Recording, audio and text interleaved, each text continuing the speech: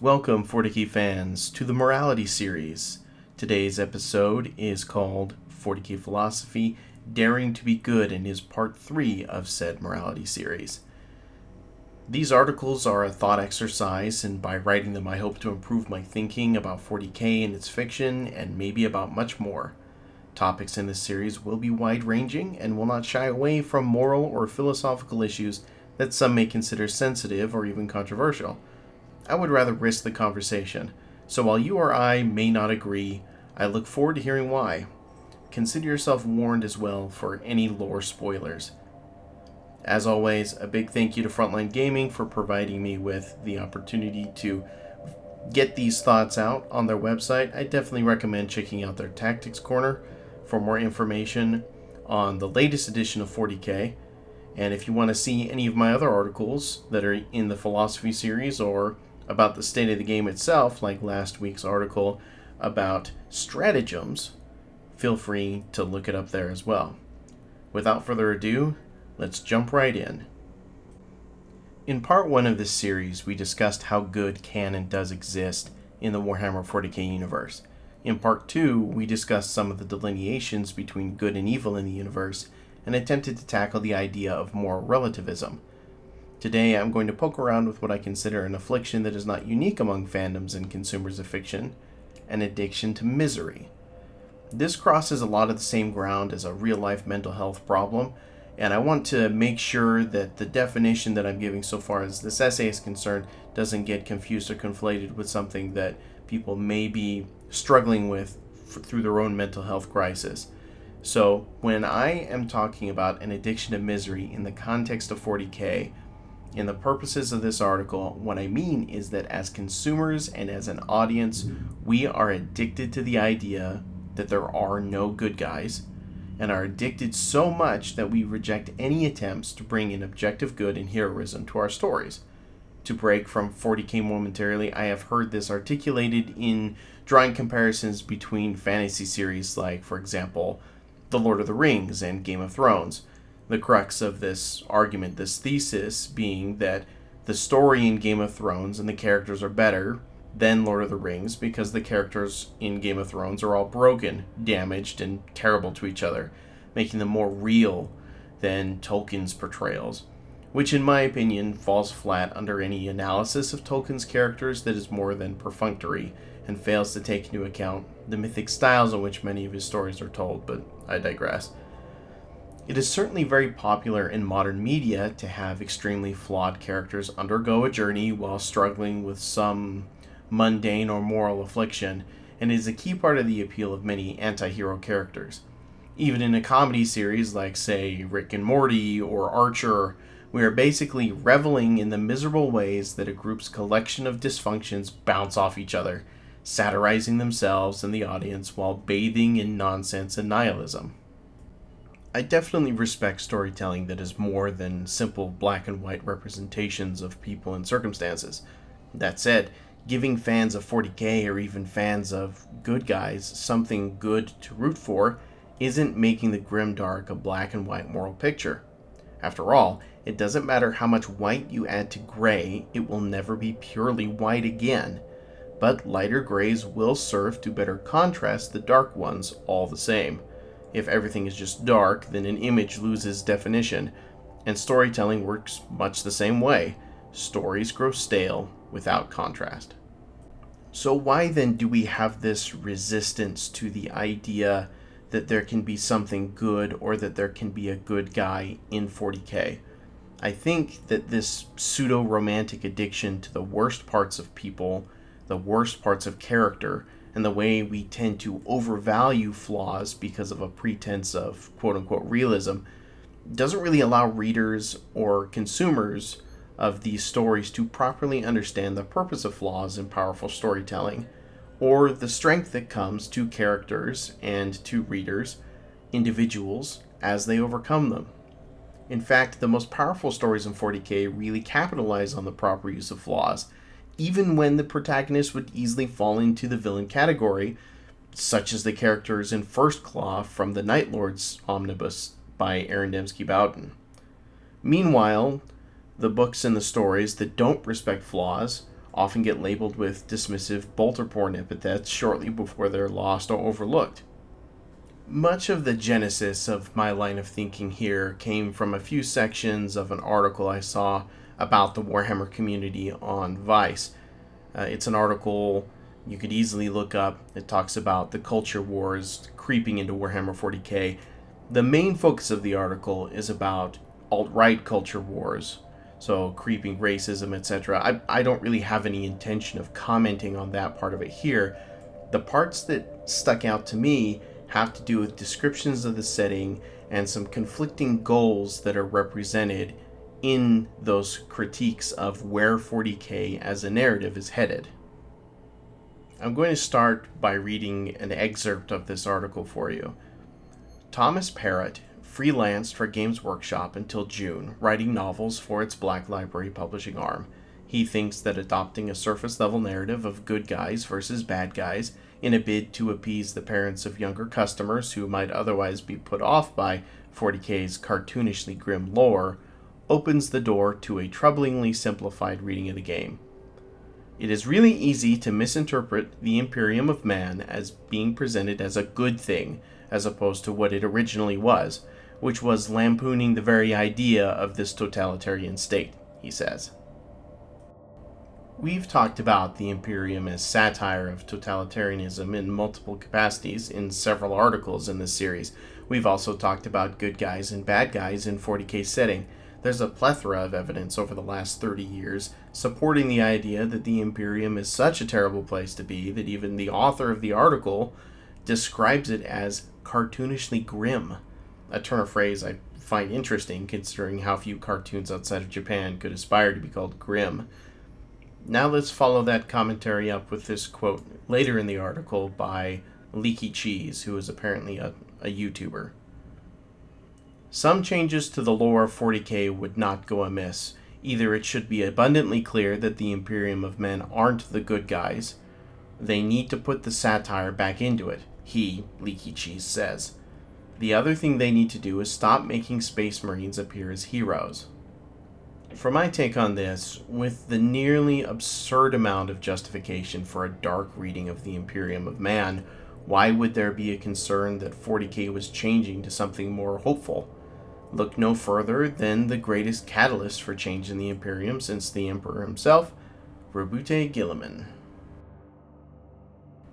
40k's narrative remained at a minutes-to-midnight doomsday clock for years. Many among the community, myself included, never expected the clock to move forward at all. This is especially true considering that there were tens of thousands of years to explore in the fictional timeline up to this point.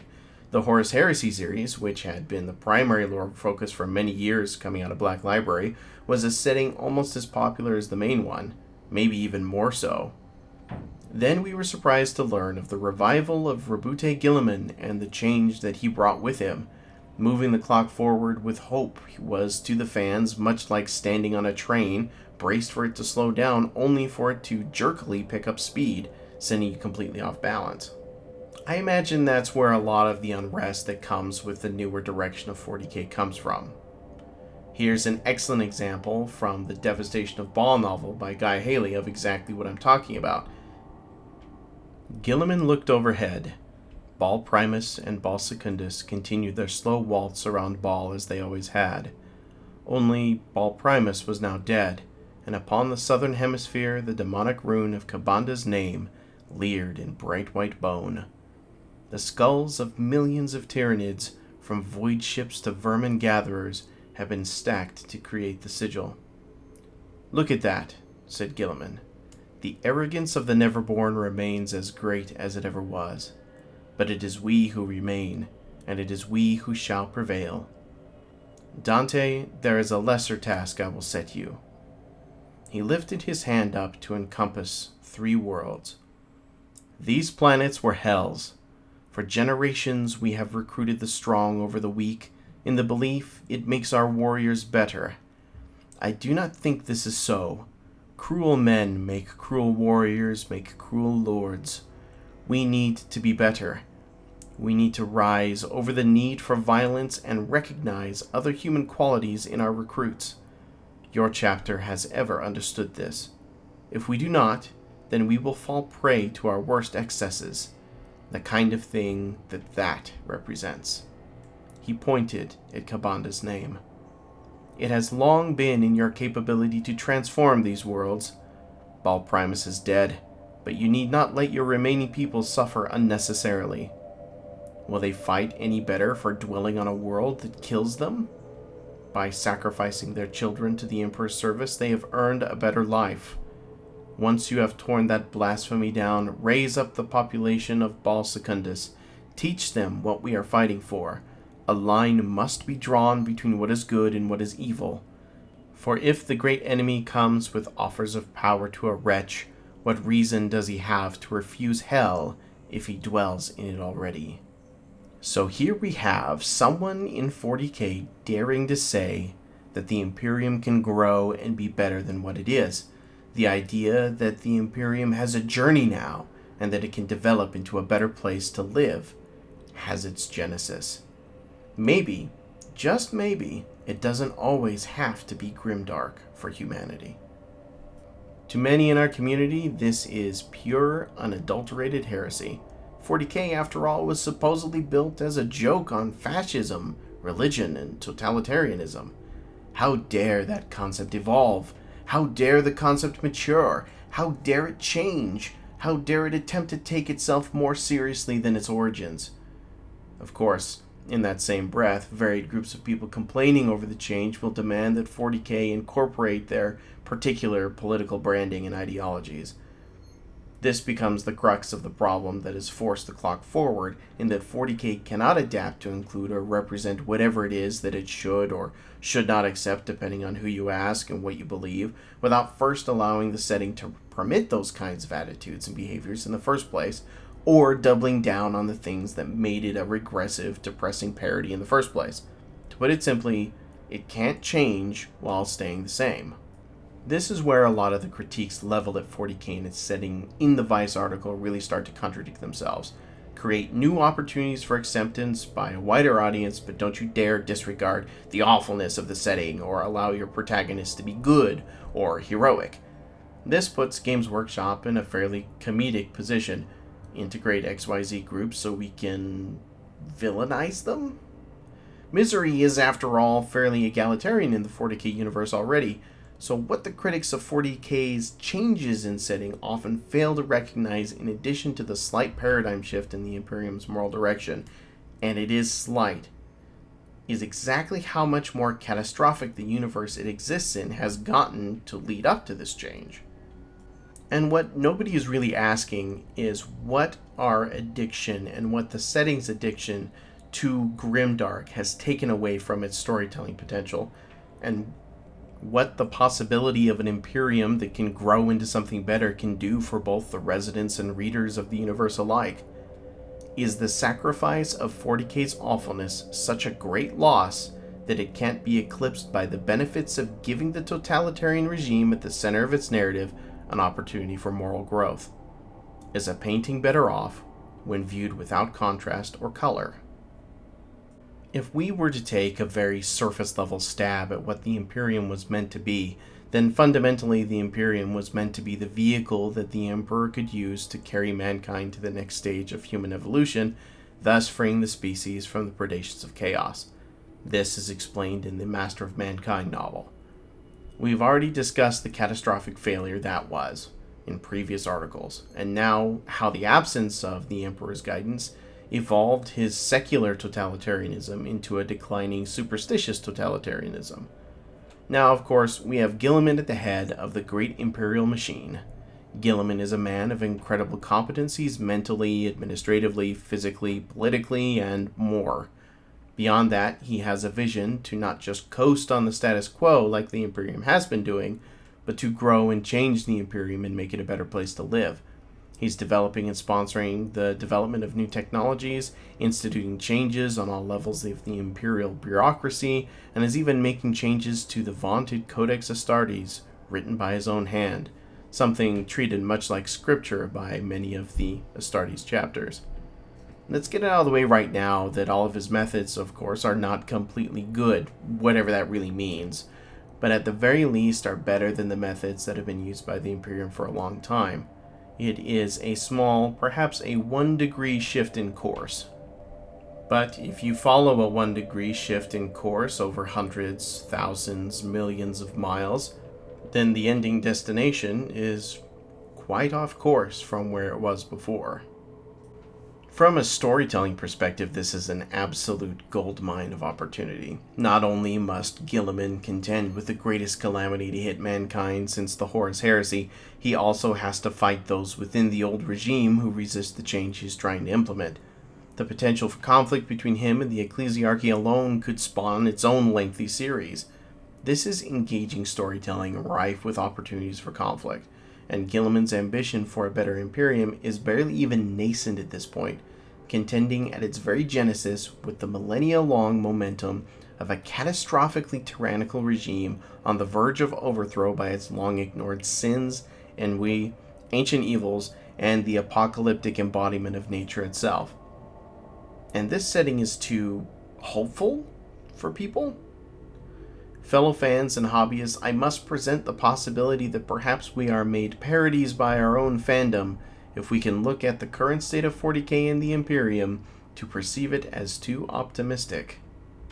Beyond that, can we even imagine the kind of unreadably drollish mess of a story it would be if 40k was simply a catalog of the newly awakened Primarch's descent into disillusionment?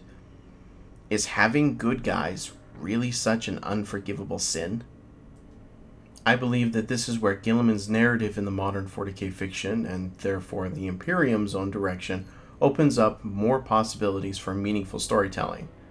The Horus Heresy series, after all, wasn't successful because it was a dry historical account of a fictional future war. It succeeded and resonated with readers because it had heroes who struggled against darkness, a darkness we knew they would not be fully prepared to resist, and it created a vision of an ideal. Inasmuch as that ideal has not been fulfilled, the Imperium has been judged by it ever since.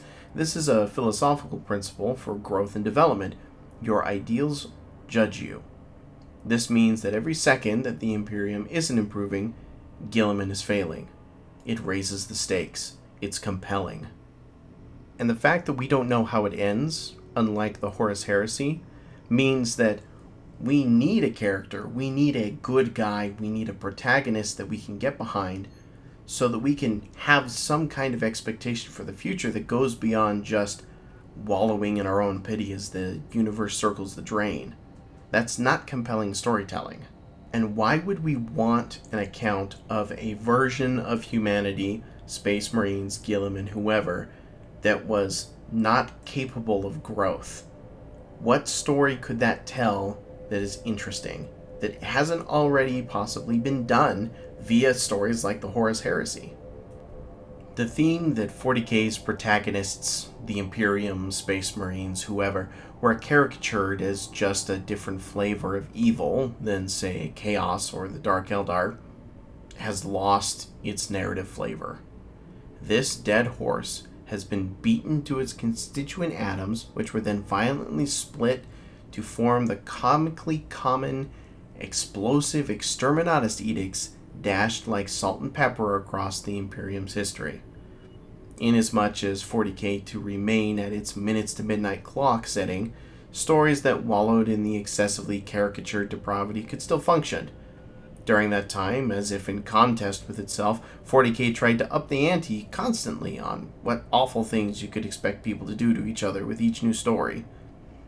The Imperium in Warhammer 40k is guilty of the most profound sins that the authors could come up with. Narratively, the Imperium's sins stagnated the universe and degraded the setting, much like the Golden Throne losing its potency trapped within that own narrative. Even still, the idea of progression doesn't abandon the old themes or act as if it never happened. Instead, it makes the dark themes of the Imperium's past a springboard for growth.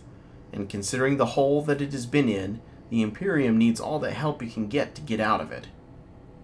And I think you can confidently bet that it's not going to be some exponential growth curve. It's going to zigzag up and down as people in the Imperium aspire to and fail at the particular goal that Guilliman or whoever has set for them. If the Imperium were a person, it would be an amalgamation of every deplorable human trait wrapped into a miserable being dying of cancer, and we would never stop picking at the scabs or letting the person forget exactly how awful they are or how close they are to death. Then, in its darkest hour, comes Guilliman. Guilliman comes with redemption of a sort for this person. Not the absolution of a Christian salvation, but just the promise, the potential of improvement. Maybe it starts with a shower. Maybe it starts with Guilliman just pointing the person at a shower. Maybe, like all improvement stories, the person takes a few steps towards the shower, then takes a few steps back, resisting or resenting the change before continuing again. Do we then, as fans, step up and demand that the Imperium go back to where it was? Are we so determined to pick at the scabs that we don't even want to see if it could get better? Do we pretend that the journey of this damaged, awful thing is better when we get to watch it die, stagnating in the same spot without the possibility of redemption or recovery? Must it stay bad? What does that say about us? This is where the critiques of Thomas and Leaky Cheese that we mentioned before tend to fall flat for me. They do not allow the Imperium to be more than the satire it was originally, out of a risk or a concern that maybe someone will interpret it the wrong way or forget where it came from, as if 30 years of that history is just going to vanish overnight. And sure, someone new coming into it may not know that, but the disillusionment of learning that perhaps your heroes weren't always heroic is nothing new or unique to fiction. In fact, it can become a compelling theme all on its own. Growth says things to old and new fans alike. Do not allow the protagonists to be good guys, because humanity must remain irredeemable. Don't risk Astartes being heroes, because they could be commandeered as a symbol for something bad or something we don't like. Do not forgive mankind. Do not allow those new people who we hope to bring into the setting a chance to connect or relate to something resembling a positive journey. Be accepting and open, but do not allow the conditions for acceptance and openness to happen in the lore. Do not permit the setting to dare to be better than the worst thing it did, or grow beyond the worst version of itself, but also be inclusive. Don't add more color or more contrast to our shades of gray, or we will no longer be able to satisfy our addiction to misery. Thanks for coming along with me here on this brief little intellectual journey. Do you think that 40K should never stray from its grimdark origins? Or do you see the potential for growth as an exciting opportunity for change? Are you somewhere in the middle? Let me know what you think. While you're here, please subscribe to this channel. Give the video a like. Talk to your friends about it. I'd love to know what all of you think. See you next time.